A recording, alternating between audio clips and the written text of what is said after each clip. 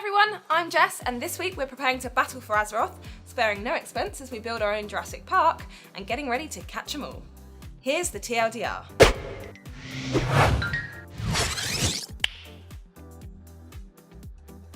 Grab your sunglasses and hit the streets this weekend for the July Pokemon Go community event. The Squirtle Squad were always the coolest characters in the original anime, and this weekend you have the chance to grab yourself one in-game. Between 10 AM and 1 PM on Sunday, Squirtle spawns will be increased and will include the Too Cool for School turtle. Lures will last for 3 hours and eggs will hatch in just a quarter of their usual time. Anyone who nabs enough Squirtles to evolve to Blastoise during the community day will be rewarded with the incredibly powerful Hydro Cannon move. The first episode of Life is Strange 2 will launch on September 27th. The follow-up to Don't Nod's breakout 2015 game is highly anticipated by the gaming world, and earlier this week the developer announced the release date for Episode 1. The sequel has been in the works for some time, yet details have been thin on the ground. We know that this follow-up will have a brand new cast of characters, moving away from the story of Max and Chloe, who we fell in love with in the first outing. Fans of the game can get their fix through the awesome adventures of Captain Spirit, which is available to download right now for free and will provide clues about Life is Strange 2. 5 years after announcing their ambitious project, this week Microsoft confirmed that the Halo TV series has begun production. Dubbed the most ambitious series ever, Microsoft will be working alongside Showtime to create a 10-episode series detailing the 26th century conflict between humanity and the Covenant. Halo has already seen several forays into the world of TV, with Forward Unto Dawn, Nightfall and Legends, and we can't wait to see what Showtime have in store for the franchise next. Online sources have executive writer and producer Carl Killen involved, as well as Rise of the Planet of the Apes director Rupert Wyatt. In the run-up to Season 5, Fortnite players witnessed a momentous occasion last week as the rocket finally launched. Players from around the world gathered to watch the one-off event. Epic launched the rocket across all servers at the same time, meaning no matter where you were in the game, you were a part of this event and could witness it. The rocket created a crack in reality, 3 in fact, and these cracks are getting bigger. An ominous but exciting start to Season 5. In esports news, Season 1 of the Hearthstone Championship Tour has come to an end. The Hearthstone Summer Championship final saw A83650 and his Taunt Druid deck take on Bunny Hopper and his Even Warlock. Bunny Hopper also showcased his Big Spell Mage in 2 games against A83650's Q-Block and Control Priest. Bunny Hopper took the final win, and both players ended in the top 4 finishers for this season, alongside Killin' All Day and Viper. All 4 will return for the World Championship in early 2019. And we're already looking forward to Season 2 of the HCT Tour starting next week. Jurassic World Evolution hits the shelves this week, and we've been building our own resort. Here are our top 4 tips to running your own Jurassic Park. Number 4. Listen to the voice in your ear. Jeff Goldblum reprises his iconic role as Dr. Ian Malcolm, and will guide you through your Jurassic journey, providing tactical aid and moral guidance. After all, you don't want to be preoccupied with if you could. You also need to think if you should. Number 3. It's a balancing act. Jurassic World Evolution is a business simulator, so you need to strike the right balance across all departments to keep things running smoothly. Don't abandon security in the name of entertainment. I mean, there's been 4 films warning you of how this will end. Number 2. Do your research. Yes, a T-Rex is a staple to any dinosaur park, but where will you place her? Have you got everything she needs to make sure she lives a happy dino life?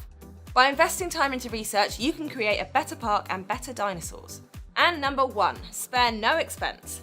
Utilise your funds to make the most of your park. If the guests can leave happy and alive, then you'll make more money which can go back into making your park the best the world has ever seen. Clever girl. Arriving later this month, The Coma Recut is an updated version of the 2015 Korean horror game The Coma. With sharper animations, additional hiding techniques and some other tweaks in gameplay, we're expecting some heart-racing and tense gameplay. Coma will place you in the shoes of Youngo, a student studying in school after dark. After dozing off, Youngo awakens to find a school very unlike the one he's used to during the daylight hours. As he's chased through the halls avoiding a teacher whose shrieks will haunt your dreams, you must find the best hiding places while you try to escape. What if Earth fell to an alien invasion in just one single day? Find out in EARTHFALL. Humanity is now an endangered species, hunted by the alien swarms attempting to destroy any survivors. Grab your gun and fight back in this cooperative survival game. Supporting 4-player co-op and multiple campaigns, play alongside your friends as you build your defences and use 3D printing technology to increase your arsenal of weapons. Strategy is key as you deploy barricades and turrets to create choke points for the enemy swarms, giving you the best opportunity to reduce their numbers. With 10 action-packed missions and completely unpredictable enemies, EARTHFALL will give you a new experience every time you play. Battle for Azeroth is the 7th expansion to the hugely popular World of Warcraft series.